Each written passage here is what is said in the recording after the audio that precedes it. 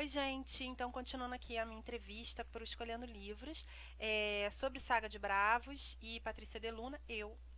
E a pergunta número 5 é: dentre os personagens principais da Saga de Bravos, conhecemos Ariadne, uma cantora de trance ópera, assombrada por essas estranhas visões desde a infância.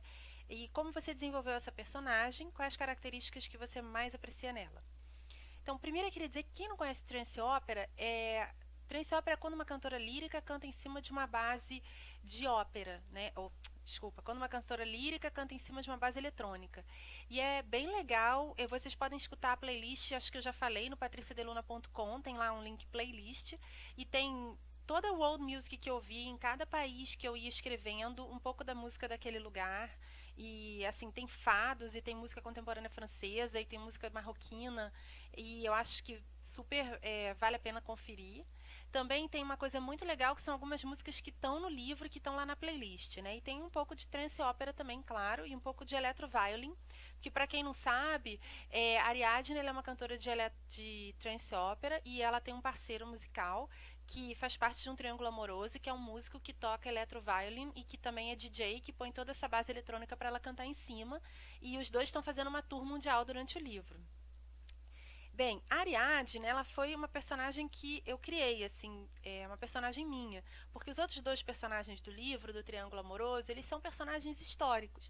Então, claro que eu ficcionei esses personagens, mas eu tinha alguns dados sobre eles, né? Eu sabia de onde eles tinham vindo, onde eles tinham morado, um pouco da função de cada um na história. Então, eu já tinha alguns dados para criar eles, né? Ariadne, por mais que eu pensasse qual seria a jornada do herói dela enquanto personagem, qual o arco dela na história, eu acho que como todo personagem ficcional, ele vai se inscrevendo no autor também. Ele vai criando vida e ele vai te dizendo um pouco quem ele é, o que ele quer fazer. Na medida que ele vai vivenciando a história dele, trocando com os outros personagens, ele também vai tomando corpo. E eu acho que o autor não controla 100% do seu personagem. E eu acho que a Ariadne é isso. Assim, eu comecei a escrever ela pensando como seria ser uma mulher tão diferente que não se encaixa em nenhum grupo, uma mulher que nasceu com um dom de vidência muito grande, numa tribo no Amapá. Os próprios índios quiseram jogar ela para o Grande Espírito, para ser levada para Gaia pela Pantera Negra, para ser um jeito deles de descartar ela, né? E ela foi salva por um alquimista de uma ordem que existe desde a época de Merlin. E esse alquimista criou ela numa ordem e ela foi sempre preparada para ser uma vidente, mas ela decidiu que ela queria ser artista porque ela tinha esse dom de cantar e tal. E ela é um personagem muito diferente de qualquer pessoa que a gente conhece, né? Então, por um lado, era muito fácil escrever Ariadne, porque ela podia ser quem eu quisesse. Por outro, ela é muito difícil, porque eu não tinha como escolher uma pessoa como referência para ela. Mas eu entrevistei também algumas pessoas de ordens esotéricas, para saber um pouco como seria fazer parte de uma ordem. E como a Ariadne ela é um personagem que ela vai viver várias sacerdotisas ao longo de várias encarnações, ela vai ser Morgana, ou ela vai ser uma rainha também, quando ela vai ser Sibila, que foi na história a irmã do rei leproso em Israel. Então eu também usei um pouco da história dessas personagens para compor a personalidade da Ariadne, né? Acho que tem mais uma pergunta aqui, peraí. Qual a característica que eu mais aprecio nela? Eu acho que é ser forte. Eu acho que eu aprecio muitas pessoas fortes. Eu acho que a vida é para profissionais. A vida não te dá a chance de ser amador. E eu acho que, apesar de todas as dificuldades que ela teve, envolvimento com drogas, um casamento na adolescência, ter sido jogada fora na tribo dela, ter visto a mãe dela morrer, ter sido criada numa ordem, apesar de tudo isso, ela tá para jogo. Ela ainda tem coragem de viver, ela ainda tem coragem de amar, ela ainda tem coragem de acreditar no outro, e eu acho que ela não se deixa vencer pela vida, e eu acho que isso é o que todos nós deveríamos fazer, né? Acho que a gente como diria Sartre, nós somos o que fazemos do que a vida fez de nós. E eu acho que ela é um personagem que mostra muito isso. Então isso é o que eu mais gosto nela. Pergunta 6. Além da forte carga histórica, a Saga de Bravos também possui um triângulo amoroso. Nos fale um pouquinho sobre essa história de amor. Ariadne, engraçado, eu nunca vi eles exatamente como um triângulo, apesar de que ela, sim, fica com os dois um tempo. Eu acho que ela tá vivendo lá, ela acabou de se separar, ela tá vivendo uma história extremamente sexual com um bad boy, uma relação de sexo muito intensa e ela sabe que ele é um bad boy, ela não espera nada dele. Logo no primeiro capítulo ela fica até surpresa quando ele dorme com ela na cama e ela não entende porque eles só faziam uma coisa muito wild, assim, em shows e tal. E quer dizer, calma aí, gente, não que eles fizessem shows nesse sentido, mas eles dois são músicos e fazem shows e eles estão em turnê e eles vivem uma vida meio wild. Quando primeiro, logo no segundo capítulo, quando ele leva ela para casa dele e faz amor na cama, ela fala, uai, que coisa estranha, porque ele é um cara muito bad boy. E ela acabou de se separar e de repente ela conhece um homem que de cara é apaixonado por ela e que tá tentando convencer ela de que ele sempre amou ela e que há 2000 anos ele ama ela. E eu acho que a grande divisão aí não é entre os dois homens, eu acho que a divisão dela é entre o que o amor está propondo para ela. E eu acho que o amor, assim, Cupido é uma criança, né, gente? Uma criança não tem muita razão. Uma criança faz bagunça. Uma criança não pergunta pra você o que é melhor, de que jeito que é melhor, em que hora que é melhor. Então, de repente, o amor invade a vida dela e começa a propor desafios muito grandes. E eu acho que isso é o que o amor verdadeiro faz com todos nós. E eu acho que a grande divisão dela é entre viver o que ela vivia, o que ela sempre viveu, e viver uma coisa totalmente nova e que desafia toda a proposta de vida dela, né? E, e esse amor é um amor imortal. Então ele desafia nós todos, eu acho, a pensar a imortalidade do amor. Então acho que a gente pode sofrer um pouquinho com ela no livro, quando a gente pensa que todo mundo, quando tem um amor verdadeiro, gostaria de poder viver esse amor para sempre. E o que o Simão tenta provar o tempo inteiro é que 8 anos bem vividos podem ser mais que 80. Será? Leiam um livro. Quais as principais épocas e cidades históricas utilizadas em Saga de Bravos e como foi feita essa mistura entre ficção e realidade? Caramba, gente, vamos ver se eu lembro tudo de cor aqui. Vou tentar começar do começo. Começa em Campinas, aí vai para São Paulo, aí vão para Paris, aí de Paris eles vão para Piazza São Marco em Veneza, de lá eles vão para Costa Esmeralda, onde Simão tem uma casa, Madrid, Toledo, Inglaterra, Londres, Glastonbury, Marrocos, Israel. Acho que são só esses. E as principais épocas históricas, eu vou explicar uma coisa para vocês entenderem isso, né? O livro tem duas narradoras, né? A Ariadne vai narrar em primeira pessoa e ela vai narrar o que está acontecendo no presente. Então, ela está vivenciando no presente estar nesses lugares. E a cada capítulo, a Ariadne narra um capítulo e no capítulo seguinte, a Dame Perrenelle, que é a mulher do alquimista Flamel, escreve num livro dela, que é o livro guardado por uma irmandade em Rennes-le-Château, que se chama Saga de Bravos, que é o livro que ela deixou no século XV ou XVI, agora não lembro de cor, sobre a vida desses três personagens por 1500 anos. Então, a Ariadne está lendo esse livro. Então, em um capítulo ela fala do presente, no outro capítulo ela lê o passado, e entre as duas coisas, ela tem muitas visões do que ela viveu com ele em outras vidas, né? Não dá para ler só a Ariadne e depois ler só a Perrenelle, porque as coisas vão formando uma teia que liga o presente e o passado o tempo inteiro, né? E a minha ida a esses lugares me fez poder ver como eles são hoje e poder, inclusive tem lugares ali tipo hotéis, restaurantes que realmente existem nesses lugares e que estão no livro.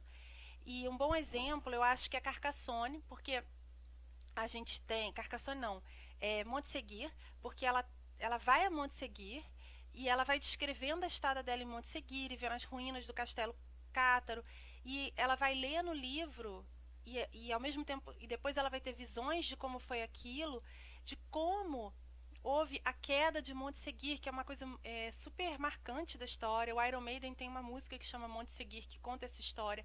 O Paulo Coelho escreve sobre isso em Brida também, é um fato histórico. A cruzada ofereceu para os cátaros se renderem e se considerarem hereges. Eles não aceitaram. Então a outra opção era eles descerem essa montanha onde fica o castelo de Montségur, quer dizer, o Monte Seguro, né? E eles desceriam desse monte e se jogariam na fogueira. E foi o que eles fizeram. E é um momento muito forte do livro. e o presente e o passado estão o tempo inteiro ali, né? E a ficção foi se misturando com a história, porque a história acabou virando massinha de modelar, assim, para escrever esses personagens, né? Você escreveu a biografia da esposa do Paulo Coelho, por isso teve a oportunidade de conhecer esse famoso autor brasileiro, o que você aprendeu com ele. Então, eu queria falar dos dois, assim. Primeiro que, quando eu conheci a Cristina, né, a gente ficou amiga, e aí eu tive essa oportunidade de ir para casa do Paulo e da Cristina no sul da França, e a gente fez uma viagem que eu queria muito fazer, que era ir a Carcassonne, Montségur e Saint-Marie-sur-Mer, que é onde tem uma festa cigana muito doida, que as pessoas dançam na rua e tal. E, gente, como eu tô gravando um vídeo um tempo depois do outro, eu não sei se eu já mencionei isso. Mas enfim, a gente fez essa viagem, eu e a Cristina. Aí depois dessa viagem, foi um pouco de pesquisa para o meu livro. Eu também conheci muitos personagens que são personagens da vida da Cristina e do Paulo, quando eu estava escrevendo a biografia dela. E esses personagens, eles também estão no livro Saga de Bravos, né?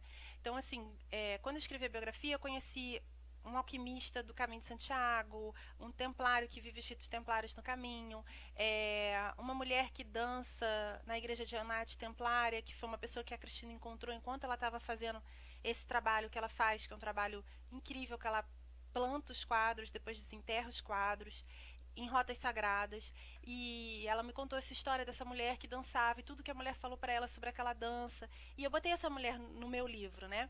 Até quando a Cristina acabou de ler o livro, ela falou: caramba, eu fiquei feliz de ter te influenciado tanto. E foi um rito de passagem escrever esse livro, que é a biografia da Cristina, que quem quiser comprar tem online, em lojas americanas, Saraiva, Cultura, biografia Cristina Oiticica pela Nova América, um livro de 40 páginas só, e conta muito da vida da Cristina e do Paulo. E aí a Cristina me falou: poxa, fiquei feliz de ter te influenciado tanto. E realmente muitos personagens que eu conheci através da biografia dela estão ali. E também, assim, quando eu conheci o Paulo, era aniversário da Cristina em Madrid. E é uma longa história, porque assim, eu li O Alquimista com 15 anos e virou meu livro predileto. E foi um livro de esperança para mim, porque eu acho que eu sempre vou escrever assim entre a fantasia e o misticismo e a realidade. Eu vejo a realidade muito permeada pela fantasia e pela mágica do cotidiano. E quando eu li O Alquimista, eu falei: eu tenho esperança de que algum dia eu possa escrever o que eu tenho vontade de escrever, porque isso está sendo aceito, porque alguém teve a coragem de fazer isso. E eu acho que na adolescência, principalmente, assim, é muito importante você ter ídolos ou ter pessoas que vão e fazem na frente e que você fala: nossa, poxa, se essa pessoa fez, eu posso fazer também, né? Eu tenho um amigo que diz assim, que inveja é valor projetado. Porque quando o contrário da inveja é você olhar para alguém e dizer assim: poxa, eu queria isso. Se essa pessoa fez, isso é um exemplo para mim, eu posso aprender com essa pessoa. E foi um pouco o que aconteceu com o Paulo. Ele virou um ídolo. Eu falei: nossa, ele fez isso, que máximo. Eu queria conversar com essa pessoa. Eu queria... E aí, como eu achava que seria impossível eu conversar com ele, eu escrevi uma carta para ele. Uma carta que eu nunca imaginei entregar. Nem quando eu conheci a Cristina, eu não imaginei entregar essa carta.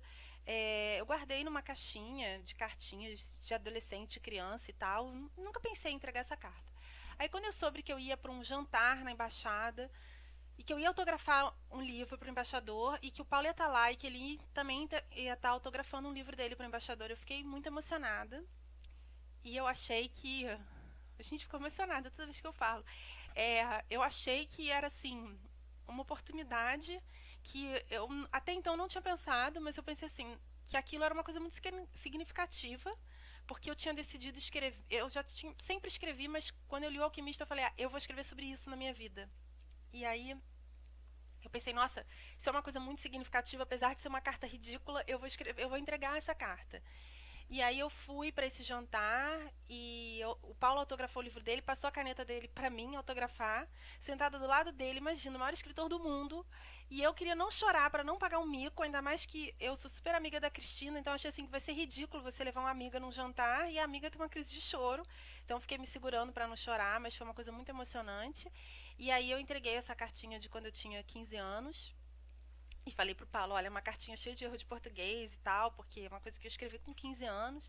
E ele foi super generoso até de dizer, de agradecer, porque é uma carta de adolescente, né? E fã, assim. E foi bem... é bem legal. Eu não tive muitas vezes com o Paulo, eu tive poucas vezes com ele, mas as poucas vezes que eu tive com ele, que ele contou sobre a carreira dele, ou sobre literatura, sobre a vida dele, foram coisas muito marcantes. Eu acho que a boca fala que o coração tá cheio. Eu acho que o Paulo e a Cristina, quem viu Não Pare na Pista, ou quem lê a biografia da Cristina, sabe o quanto um influenciou a vida e a carreira do outro. E, cara, assim, enquanto eles são pessoas que realmente escolheram viver a lenda pessoal. E eu acho que tanto o Paulo quanto a Cristina, o fato de você estar perto deles, você aprende muito sobre isso, porque eles se entregaram a viver sem medo a lenda pessoal deles, né? Pagar o preço. E então sempre foi marcante as poucas vezes que eu tive com o Paulo, pude ouvir ele. Eu não posso falar pelos meus colegas escritores, mas eu acho que o Paulo influenciou toda uma geração de escritores que escreve fantasia, ou que escreve no limiar entre a fantasia e a espiritualidade. Eu acho que o Paulo é uma influência, uma referência para toda uma geração de escritores. É, Também acho que foi um rito de passagem escrever a biografia da Cristina, porque a Cristina, ela sabia que eu estava escrevendo um livro, que eu estava pesquisando, e ela sabia da minha todas as dificuldades que eu estava passando, e ela era uma pessoa que ficava me cobrando, assim, tipo, olha, você não tem foco, olha, você tem que se dedicar, né? E isso foi muito importante para mim, porque era uma pessoa que eu admirava, então diferente, seu pai e sua mãe falam, ah, você tem que ter foco, será que você faz isso mesmo? E uma pessoa que você admira e que fala, olha, eu acredito em você, mas você tem que botar a cara, entendeu? E ter foco, e correr atrás. Então, são duas pessoas muito importantes na minha vida. É, um livro de cabeceira, uma música que não sai da sua cabeça, um filme que você já viu incontáveis vezes. Iron Maiden, Montsegur. Tá até no livro. Ele vai relatar o que acontece em Montsegur quando na época da Cruzada Cátara, quando eles invadem Montsegur, que é a última fortaleza a cair. Na playlist patriciadeluna.com tem essa música, tem várias músicas de rock que estão no livro. Um filme que não sai da minha cabeça é Kingdom of Heaven, do Orlando Bloom. Eu vi muito esse filme, por quê? A Ariadne, ela é um personagem que ela vai reencarnar. E esse homem que ama ela, ele vai buscar ela a cada reencarnação. Um dos personagens que ela vai ser em outra vida é Sibila. E Sibila foi irmã desse rei leproso que morre, né? E que morre de lepra e que aparece no filme Kingdom of Heaven. E eu acho que é muito bem retratado o filme. Então eu assisti assim inúmeras vezes. Eu gosto da trilha sonora. Vida Cormeum é uma música que tá escrita, tá no livro e tá no filme também. Baseada numa passagem de Dante Alighieri. Eu gosto muito do Orlando Bloom, então super recomendo esse filme. Acho que ele é um filme de história super bem feito, assim, tem uma reconstrução histórica muito boa. E um livro de cabeceira, a Bíblia. Que mais, gente? Acho que eu tô com a sensação que eu pulei alguma pergunta. Deixa eu só verificar aqui.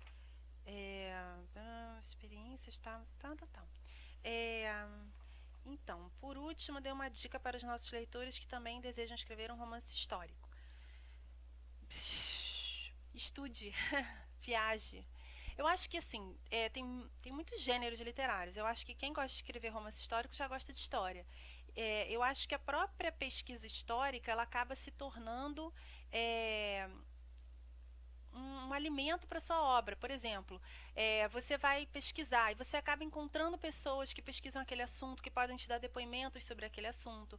Ou você conhece pessoas que vivenciam aquilo, como por exemplo, eu fiquei sabendo, através da Cristina, que existia um senhor que está no livro, que ele teve uma visão sobre os ritos templários, largou tudo, foi morar em Santiago para viver os ritos templários.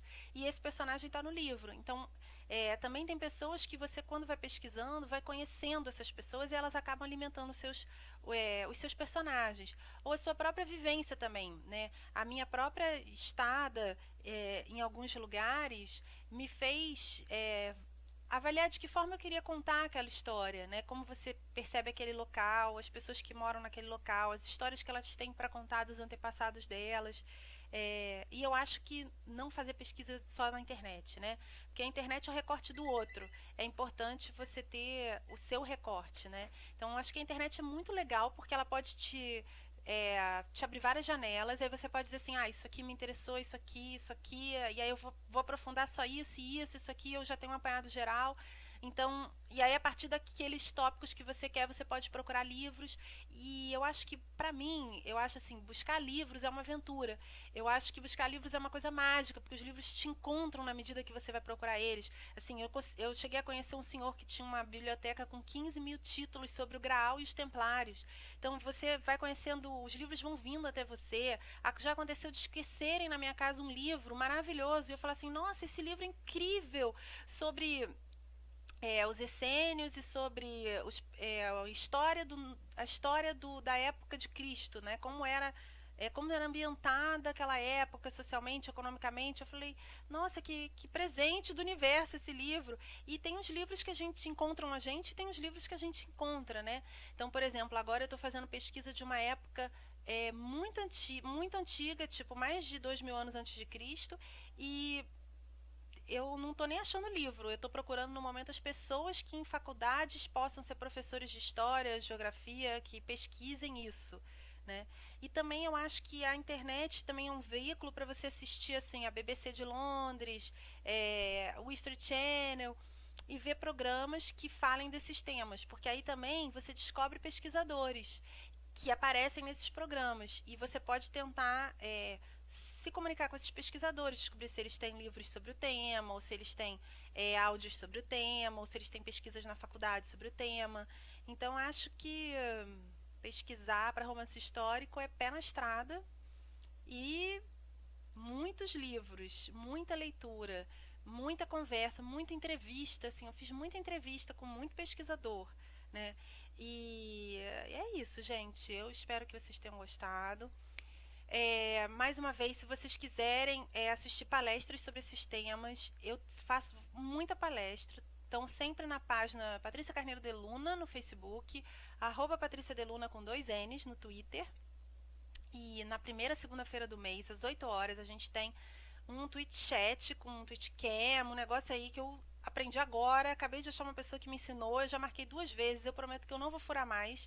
Dessa vez eu vou fazer porque eu consegui alguém que me ensinou a fazer. E isso é uma coisa muito novidade pra mim, viu, gente? Mas eu aprendo rápido.